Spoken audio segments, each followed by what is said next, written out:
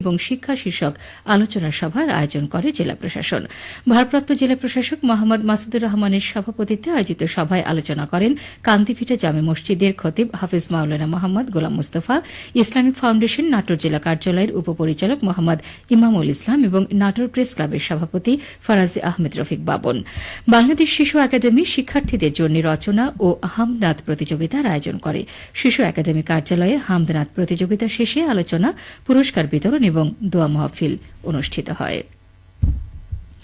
যুব ক্রীড়া এবং শ্রম ও কর্মসংস্থান উপদেষ্টা আসিফ মাহমুদ সজীব ভূঁইয়া জানিয়েছেন, দায়িত্ব নেওয়ার পরপরই বলা হয়েছিল ব্যক্তিগত তদবির আবদার নিয়ে কেউ যেন না আসে, অথচ এখনও প্রতিদিন যদি 50 জন দেখা করতে আসেন তার মধ্যে 48 জনই আসেন নানা রকম তদবির নিয়ে।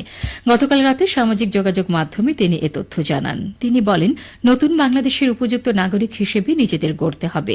ব্যক্তি স্বার্থের ঊর্ধ্বে গিয়ে দেশের স্বার্থে শহীদদের আদর্শিক ধারণ করে ত্যাগের মানসিকতা, কাজ করার মানসিকতা তৈরি করতে হবে। দেশ পুনর্গঠন ও রাষ্ট্র সংস্কারের প্রস্তাবনা সহ কেমন বাংলাদেশ হবে সেটা নিয়ে জনগণ তাকে পরামর্শ দিক, এমনটি চান এই উপদেষ্টা। আগামীকাল থেকে রাজশাহী বিশ্ববিদ্যালয়ের আবাসিক হলসমূহে বিজ্ঞপ্তির মাধ্যমে সিট বরাদ্দের জন্য আবেদন গ্রহণের সিদ্ধান্ত হয়েছে। গতকাল প্রশাসন ভবনের কনফারেন্স কক্ষে বিশ্ববিদ্যালয়ের উপাচার্যের সাথে আবাসিক হলসমূহের প্রাধ্যক্ষগণের এক সভায় এই সিদ্ধান্ত গৃহীত হয়। সভায় সভাপতিত্ব করেন রাবি উপাচার্য অধ্যাপক ড সালেহ হাসান নকিব।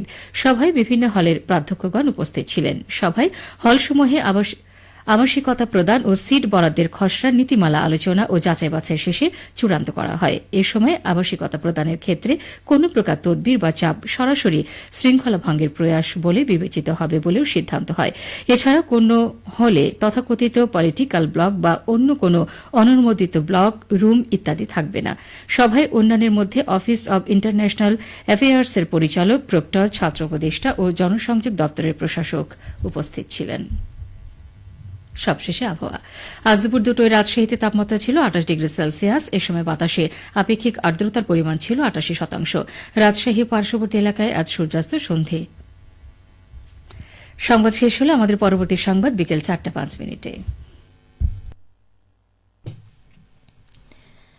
বাণিজ্যিক কার্যক্রম বাংলাদেশ বেতার রাজশাহী কেন্দ্র থেকে প্রচারিত বিজ্ঞাপন তরঙ্গে আপনারা শুনছেন